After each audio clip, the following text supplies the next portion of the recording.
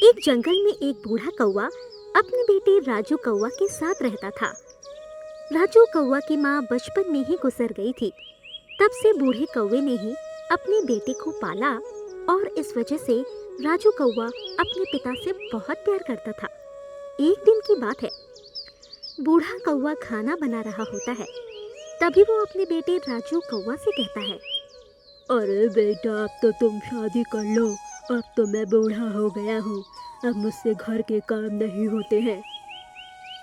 पर पिताजी, मैं नहीं चाहता हूँ कि हमारे घर पर कोई तीसरा आए, क्योंकि पता नहीं वो आपके साथ कैसा व्यवहार करेगी। अरे बेटा, तुम ऐसा क्यों सोच रहे हो? बहू तो बेटी के समान होती है। यदि तुम शादी कर लोगे तो हमारे घर में रौनक आ जाएगी और मुझे भी आराम मिल जाएगा। नहीं पिताजी, मुझे शादी नहीं करनी है, क्योंकि मैंने बहुत से घरों में देखा है कि बहू अपने सास ससुर का अच्छी तरीके से ध्यान नहीं रखती है। अरे बेटा, दूसरों के घर की बात अलग है। हमारे घर पर जो बहू आएगी वो लाखों में एक होगी। तो चिंता क्यों कर रहा है? तो बस मुझ पर छोड़ दे और शादी के लिए हाँ कर दे। अपने पिता के ज्यादा कहने पर राजू कौवा मान गया। इसके बाद बूढ़ा कौवा टुनी चिड़िया के पास गया और उसने टुनी चिड़िया से कहा, अरे टुनी चिड़िया, तुम्हारी नज़र में कोई लड़की हो तो बताना, मैं अपने बेटे की शादी करना चाहता हूँ। हाँ हाँ चाचा, मेरी नज़र में एक लड़की है। आप बताएं तो मैं उससे राजू कौवा की शादी करा दूं। वो देखने में भी बहुत सुंदर है और आपका ध्यान भी बहुत अच्छा रखेगी। अच्छा बिटिया, ये तो बहुत अच्छी बात है। तो तुम उसी से मेरे राजू कौवा की शादी करा दो। इसके बाद बूढ़ा कौवा अपने बेटे राजू कौवा की धूमधाम से शादी करता है। राजू कौवा की जिस चिड़िया से शादी होती है उसका नाम रानी होता है। शुरुआत में तो रानी चिड़िया बूढ़ा कौवा की बहुत अच्छी तरह से सेवा करती है, जिसे देखकर राजू और बूढ़ा कौवा बहुत खुश होता है। और धीरे धीरे समय गुजरने लगता है। समय के साथ रानी चिड़िया अपने असली रूप में आ जाती है और वो बूढ़े कौवे के साथ बुरा व्यवहार करने लगती है, जिसे देखकर बूढ़ा कौवा काफी ज्यादा परेशान हो जाता है। पर वो अपने बेटे से कुछ भी नहीं कहता है, क्योंकि उसे पता था कि यदि उसने अपने बेटे से कुछ कहा तो उसका बेटा बहुत दुखी होगा और वो रानी चिड़िया के साथ मारपीट भी कर सकता है। इसी वजह से वो चुपचाप सब सहता रहता था। एक दिन जब बूढ़ा कौवा बीमार हो गया तो बूढ़ा कौवा ने अपनी बहू रानी चिड़िया से कहा, अरे बहू, जरा एक गिलास पानी तो दे देना, बहुत तेज प्यास लग रही है। मैं क्या तुम्हारी नौकरानी लगी हूँ जो तुम्हें पानी दे दूँ? खुद पानी ले लो जाकर। अरे बहू, तुम ऐसा क्यों कह रही हो? आखिर तुम मेरी बेटी समान हो और तुम्हें तो पता ही है मेरी तबीयत खराब है। मुझे मत बताइए, मुझे सब पता है कि आप बहाने बना रहे हैं। आपकी तबीयत खराब नहीं है और मुझे और भी काम है। वैसे भी पूरे घर का काम अकेले मुझे ही करना पड़ता है। आप तो किसी भी काम में हाथ बटाते नहीं हैं। अरे बहू, ऐसा क्यों कहती हो? मैं तो तुम्हें ये सोचकर अपने घर पर लाया था कि तुम मेरे घर को खुशियों से भर दोगी, पर तुम तो मेरे साथ ऐसा व्यवहार करती हो। ये अच्छी बात नहीं है। यदि राजू कौवा को पता लगेगा तो वो कितना दुखी होगा। उन्हें क्यों दुख होगा? वैसे भी उन्हें पता है कि आप बूढ़े हो चुके हो और आप आजकल में ही मर जाएंगे। और ये कहकर रानी चिड़िया अपने काम पर लग गई और उसने बूढ़ा कौवा को पानी तक नहीं दिया। और ये सब देखकर बूढ़ा कौवा काफी दुखी हुआ। और एक दिन जब टुनी चिड़िया बूढ़े कौवे के घर पर आई तो बूढ़ा कौवा ने टुनी चिड़िया से कहा, अरे टुनी चिड़िया, तुम तो कहती थी रानी चिड़िया बहुत ही अच्छी है, पर वो तो मेरे साथ बहुत बुरा व्यवहार करती है। क्या ऐसी बात है? आपने मुझे पहले क्यों नहीं बताया? मैं उसको समझाती। अरे तुम्हारा समझाना बेकार है। मैंने भी उसे समझाया, पर वो है कि समझने को राजी ही नहीं है। तो आपने अपने बेटे को क्यों नहीं बताया? मैं नहीं चाहता हूँ कि उन दोनों की जिंदगी में कोई भी परेशानी आए, इसीलिए मैं चुपचाप सब झेल लेता हूँ। इसके बाद बूढ़ा कौवा काफी देर तक टुनी चिड़िया के बात करता रहा और फिर टुनी चिड़िया वहाँ से चली गई। धीरे धीरे समय गुजरता गया और एक दिन जब रानी चिड़िया बूढ़े कौवा पर अत्याचार कर रही थी, तभी वहाँ राजू कौवा आ गया और उसने सब कुछ देख लिया और उसने रानी चिड़िया से कहा, तुम्हारी हिम्मत कैसे हुई मेरे पिता के साथ ऐसा व्यवहार करने की? मैं तो सोचता था कि तुम मेरे पिता का ध्यान रखती होगी, पर तुम तो मेरे पीठ पीछे ये सब करती हो। ये सुनकर रानी चिड़िया बहुत ज्यादा घबरा गई और वो राजू कौवा को समझाने लगी। इस पर राजू कौवा ने रानी चिड़िया से कहा, तुम्हारे समझाने का कोई फायदा नहीं है, क्योंकि मुझे टुनी चिड़िया ने सब बता दिया है कि तुम पिताजी के साथ कितना बुरा व्यवहार करती हो। अब तुम मेरे घर से निकल जाओ, मुझे तुम्हारे साथ नहीं रहना। ये सुनकर रानी चिड़िया बहुत ज्यादा दुखी हो गई और रोने लगी। ये देखकर बूढ़े कौवा ने राजू कौवा से कहा, अरे बेटा, इसे माफ कर दे, अभी ये नादान है। पर राजू कौवा ने रानी चिड़िया को माफ करने से मना कर दिया। पर अपने पिता के ज्यादा कहने पर वो मान गया और उसने रानी चिड़िया से कहा, आगे से तुम ऐसा कुछ भी मत करना, वरना मुझसे बुरा कोई नहीं होगा। ये सुनकर रानी चिड़िया ने बूढ़े कौवा से माफी मांगी और फिर वो सभी लोग अच्छी तरीके से रहने लगे। और अब बूढ़ा कौवा बहुत खुश था कि उसका परिवार फिर से एक हो गया। एक जंगल में एक टुनी नाम की चिड़िया रहती थी। वो बहुत ही गरीब थी और उसके 2 बच्चे थे जिनका नाम गोलू और मोलू था। टुनी चिड़िया का घोंसला गरीबी की वजह से काफी टूटा फूटा था और इस वजह से वो बहुत ज्यादा परेशान रहती थी। एक दिन की बात है, टुनी चिड़िया एक पेड़ पर बैठी हुई अपने बच्चों से बात कर रही थी। तभी वहाँ पर एक रोहन नाम का तोता आया और उसने टुनटुनी चिड़िया से कहा, अरे क्या हुआ टुनी चिड़िया, अकेले अकेले क्या अपने बच्चों से बात कर रही हो? अरे कुछ नहीं रोहन तोता, बस ऐसे ही, तुम बताओ। मैं तो यहाँ से गुजर रहा था तो देखा तुम अपने बच्चों से बात कर रही थी, सोचा पूछ लूं। वैसे अब तो कुछ दिनों के बाद सर्दियों का मौसम आने वाला है, तुमने अपना घर सही कर लिया क्या? नहीं, कहाँ कर पाई हूँ। तुम्हें तो पता ही है ना मैं कितनी गरीब हूँ, जिस वजह से हमारा गुजारा भी तो सही तरीके से नहीं हो पाता है, तो घर कहाँ से सही से हो पाएगा। हाँ, ये तो तुम बिल्कुल ठीक कह रही हो। मुझे पता है कि तुम्हारी आर्थिक स्थिति बहुत ही खराब है, पर तुम्हें सर्दियों के लिए इंतजाम तो करना ही होगा। यदि तुमने इंतजाम नहीं किया तो तुम अपने बच्चों को रखोगी कहाँ पर? देखते हैं क्या होता है।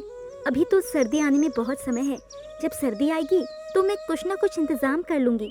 वैसे भी मेरे बच्चे अभी बहुत छोटे हैं और उनकी सुरक्षा मेरे ही हाथों में है। इसके बाद रोहन तोता काफी देर तक टुनी चिड़िया से बात करता रहता है और फिर वहाँ से चला जाता है। धीरे धीरे समय गुजरता है और सर्दियों का मौसम शुरू हो जाता है। टुनी चिड़िया का घर टूटा होने की वजह से उसके बच्चों को बहुत ज्यादा सर्दी लगा करती थी, जिस वजह से एक दिन उसके बच्चे बीमार पड़ गए। इस पर टुनी चिड़िया बहुत ज्यादा दुखी हो गई, क्योंकि पहले से ही वो बहुत ज्यादा गरीब थी और अब अपने बच्चों का इलाज कैसे करा पाएगी। इसीलिए वो अपने भाई कालू कौवा के पास गई और उससे कहा, भैया भैया, मुझे कुछ रुपयों की ज़रूरत है, मेरे बच्चे बीमार हो गए हैं, आप मेरी मदद कर दें। अच्छा ऐसी बात है, ठीक है, तुम चिंता मत करो, मैं तुम्हें कुछ रुपए दे देता हूँ। और इसके बाद कालू कौवा ने टुनी चिड़िया को कुछ रुपए दे दिए। रुपयों को देखकर टुनी चिड़िया बहुत खुश हुई और उसने अपने भाई से कहा, मैं कुछ दिन के बाद आपके रुपयों को लौटा दूंगी। अरे ऐसी कोई बात नहीं है, तुम आराम से अपने बच्चों का इलाज कराओ। ये सुनकर वो बहुत खुश हुई और वहाँ से चली आई। उसने अपने दोनों बच्चों का इलाज कराया। वहीं सर्दियों का मौसम बढ़ता ही जा रहा था, जिस वजह से उन लोगों को बहुत ज़्यादा ठंड लगा करती थी। एक दिन की बात है, वहाँ से एक कबूतर गुजर रहा होता है। जब वो टुनी चिड़िया के बच्चों को देखता है तो वो उन बच्चों के पास आता है और उन बच्चों से कहता है, अरे तुम लोग इस तरह ठंड में यहाँ पर क्या कर रहे हो? हमारा घर टूटा हुआ है, इसीलिए हम यहाँ पर हैं। अच्छा तो तुम लोग ऐसा करो, मेरे साथ चलो, मैं तुम लोगों को अपने घर में रखूंगा। नहीं, हम आपके साथ नहीं जा सकते, क्योंकि हम हमेशा अपनी माँ के पास रहते हैं। अच्छा, पर तुम्हारी माँ तो कहीं नजर ही नहीं आ रही है। वो हम लोगों के लिए खाना लेने गई हैं, अभी आती ही होंगी। अरे आप कौन हैं? मेरा नाम बाला कबूतर है और मैं यहाँ से गुजर रहा था तो मैंने देखा ये बच्चे ठंड में बैठे हुए हैं, आप इन्हें घर में क्यों नहीं ले जाती? हम लोग बहुत गरीब हैं, इस वजह से हमारा घर टूटा फूटा है, इसीलिए हम लोग ऐसे ही रहते हैं। अच्छा ऐसी बात है तो तुम मेरे साथ चलो, जब तक सर्दी नहीं गुजरती तब तक तुम मेरे साथ रहना, और जब सर्दी गुजर जाए तो तुम वापस आ जाना और अपने घर को ठीक कर लेना। क्या आप सच कह रहे हैं? हाँ, मैं सच कह रहा हूँ। ये सुनकर टुनी चिड़िया और उसके बच्चे बहुत खुश हो जाते हैं और वो लोग बाला कबूतर के साथ चले जाते हैं धीरे धीरे सर्दियों का मौसम गुजरता है और सर्दी का मौसम खत्म होने पर टुनी चिड़िया बाला कबूतर से कहती है, अच्छा तो अब हम लोग चलते हैं क्योंकि सर्दियों का मौसम खत्म होने को आया है और हम लोग अपने घर को भी सही कर लेंगे। ठीक है, तुम लोग जाओ और यदि किसी चीज की जरूरत हो तो मुझे जरूर बताना क्योंकि तुम मुझे अपना भाई समझो। ये सुनकर टुनी चिड़िया बहुत खुश हुई और फिर अपने बच्चों के साथ आ गई और अपना नया घर बनाने लगी और कुछ दिनों के बाद उसने अपना घर भी तैयार कर लिया और वो बहुत खुश थी। शिक्षा, हमें हमेशा एक दूसरे की मदद करनी चाहिए।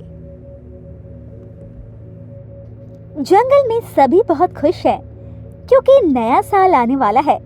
उसी जंगल में एक टुनी नाम की चिड़िया रहती है। वो भी बहुत खुश है क्योंकि सभी नए साल की तैयारियों में लगे हुए हैं।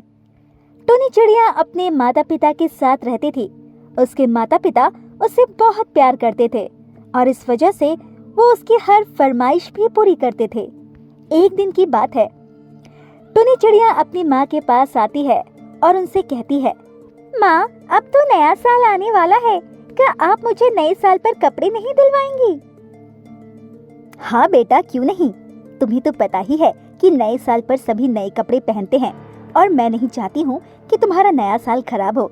इस वजह से तुम जो चाहोगी वो तुम्हें मिलेगा। क्या आप सच कह रही हैं? आप मेरी सबसे अच्छी मम्मी हैं। और ये कहकर टुनी चिड़िया अपनी माँ टुनटुन चिड़िया के गले से लग जाती है। धीरे धीरे समय गुजरता है और नई साल पास आती जाती है। नए साल के 2 दिन पहले टुनी चिड़िया जंगल घूमने के लिए निकलती है। तभी अचानक टुनी चिड़िया का एक्सीडेंट हो जाता है, जिस वजह से उसके पैर में बहुत ज्यादा चोट आ जाती है। डॉक्टर उसे आराम करने के लिए कहते हैं। तभी उसे देखने के लिए उसकी दोस्त मीनू कोयल आती है और उससे कहती है, अरे टुनी चिड़िया, ये क्या हो गया? 2 दिन बाद नया साल है और तुम्हारा पैर टूट गया। अब तुम नया साल कैसे मनाओगी? हाँ, तुम बिल्कुल ठीक कह रही हो। पता नहीं ये सब कैसे हो गया, मुझे तो कुछ समझ में ही नहीं आ रहा है। अब मैं नया साल नहीं मना पाऊंगी। और ये कहकर टुनी चिड़िया जोर जोर से रोने लगती है।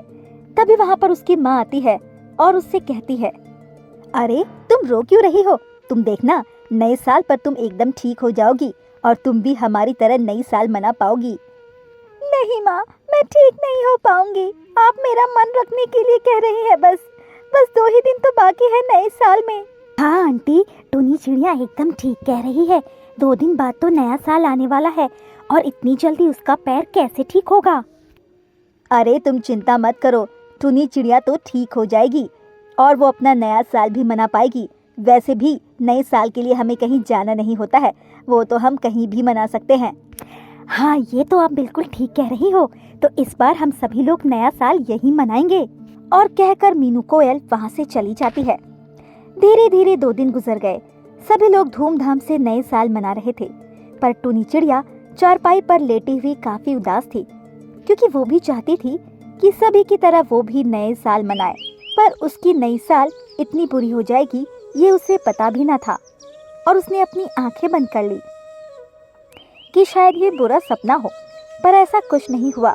तभी अचानक उसके घर पर बहुत तेज शोर होने लगा, जिससे टुनी चिड़िया की आँख खुल गई और उसने देखा कि उसे पक्षियों ने चारों तरफ से घेर रखा है और सभी के हाथ में गुब्बारे और केक था और सभी जोर से चिल्ला रहे थे, हैप्पी न्यू ईयर टुनी चिड़िया।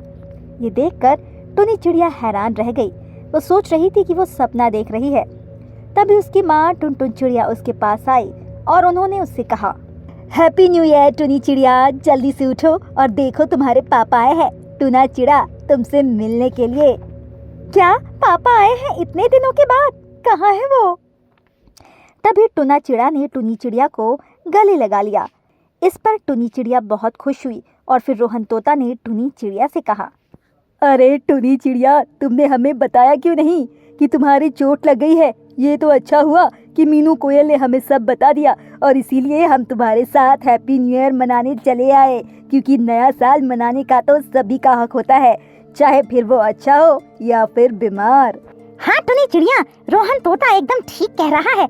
अब तो तुम खुश हो ना कि अब तुम भी नया साल मना पाओगी, क्योंकि मीनू कोयल ने बताया कि नया साल न मनाने की वजह से तुम बहुत ज्यादा उदास थी। हाँ, मीनू कोयल ने आप लोगों को बिल्कुल सही बताया, पर अब मैं बहुत खुश हूँ कि मैं भी अपना नया साल आप सभी के साथ मना पा रही हूँ।